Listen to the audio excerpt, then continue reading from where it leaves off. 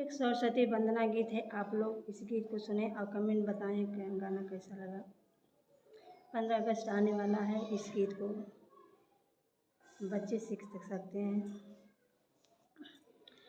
कमला के आसना पे, कमल के आसना पे बैठी बीड़ा वादिनी बजावे बीड़वा, मैया सरस्वती शारदा बजावे बीड़वा। कमल के आसना पे, कमल के आसना पे बैठी बीड़ा वादिनी बजावे बीड़वा, मैया सरस्वती शारदा बजावे बीड़वा।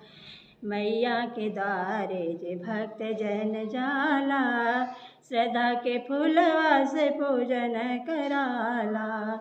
मैया के द्वारे जे भक्त जन जाला, श्रद्धा के फूलवा से पूजन कराला।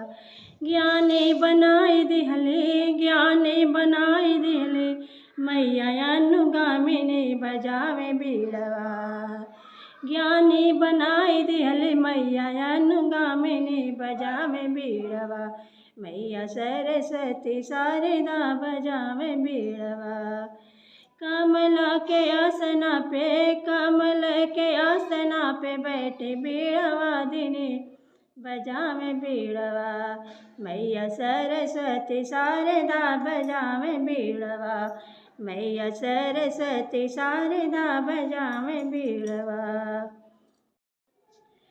बीड़वा बजा गुंगवा के बोल देने कोढ़िन के काया, मूढ़न के ज्ञान देने ज्ञानियन के माया।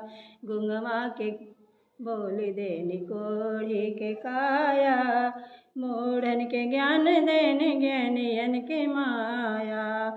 बालक के विद्या देनी, बालक के विद्या देनी, मैया वरदायनी बजावे बीड़वा, मैया सरस्वती शारदा बजावे बीड़वा, मैया सरस्वती शारदा बजावे बीड़वा।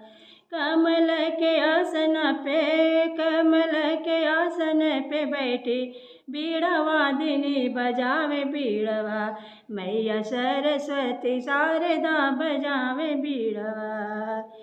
बीड़वा बजा के माता मोह लेनी मानवा, सुन के पुकार माता देली वरदानवा।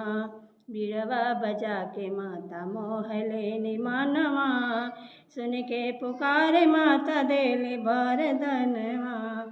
कहेली शारदा मैया, कहेली शारदा मैया, ब्रह्मा जी की स्वामिनी बजावे बीड़वा, मैया सरस्वती शारदा बजावे बीड़वा। कमल के आसना पे, कमल के आसना पे बैठी बीड़ा वादिनी बजावे बीड़वा, मैया सरस्वती शारदा बजावे बीड़वा, मैया सरस्वती शारदा बजावे बीड़वा। धन्यवाद। गाना कैसा लगा जरूर बताएं।